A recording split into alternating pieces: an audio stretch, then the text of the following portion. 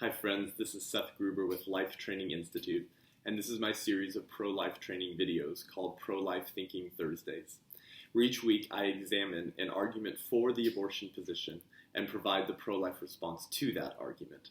And I do this in hopes that you will be equipped with the tools you need to defend your pro-life beliefs with your friends, family members, and coworkers, and to do so in a way that is gracious, compelling, and also persuasive.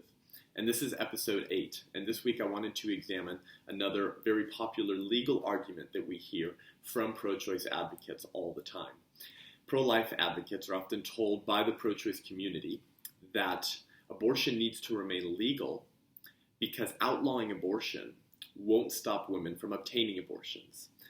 Women are going to continue to access abortion care regardless of legality, and so we should protect that choice by law, enabling women to have accessible care, they call it, to abortion, and have that care be legal and safe.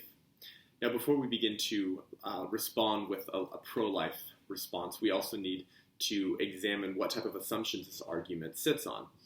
When you argue that abortion should remain legal because women will continue to access abortion anyways, you're assuming that the only person present in that decision is the woman and perhaps the physician, completely ignoring the reality and the presence of the unborn child.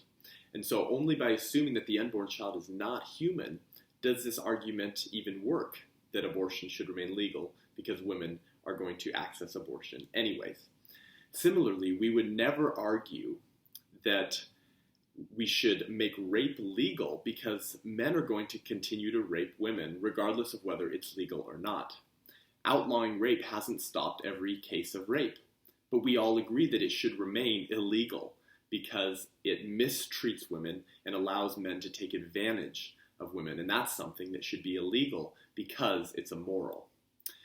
In each case, whether it's abortion or cases of rape, an innocent human being is taken advantage of by someone else. And for that reason, we expect the state to step in to protect the interests of those being taken advantage of.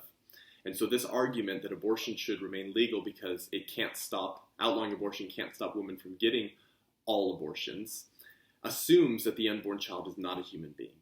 And this argument can only work if it is proven that the unborn child is not a human being. In the same way that rape should only be made legal if it's proven that women are not human beings. But because they are, and because the unborn child is a human being with value, these injustices should be made illegal.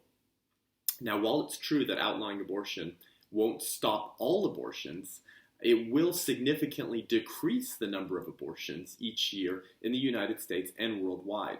And we have good reasons for believing this because law acts as an incentive to behave correctly. If we saw speeding and drunk driving made legal, you can bet that there would be a rise in those crimes on our streets, and innocent human beings' lives would be put in danger because of that. So we know that law influences behavior.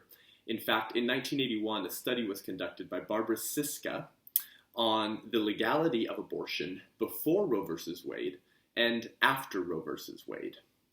And the illegal abortion rates in the United States before Roe ranged from 30,000 yearly to an outside possibility of 210,000 yearly, with a mean of 98,000 a year.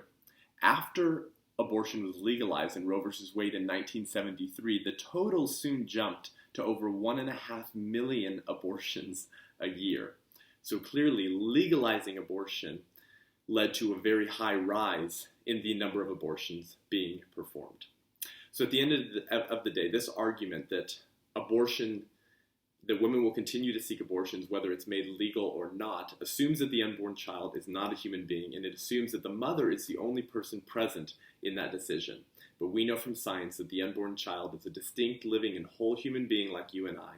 And so his or her life also has to be taken into account. And because there are two lives involved, this argument fails because it treats the unborn child as merely something to be disposed of. Thank you for joining me, and I look forward to being with you next week for Pro-Life Thinking Thursdays.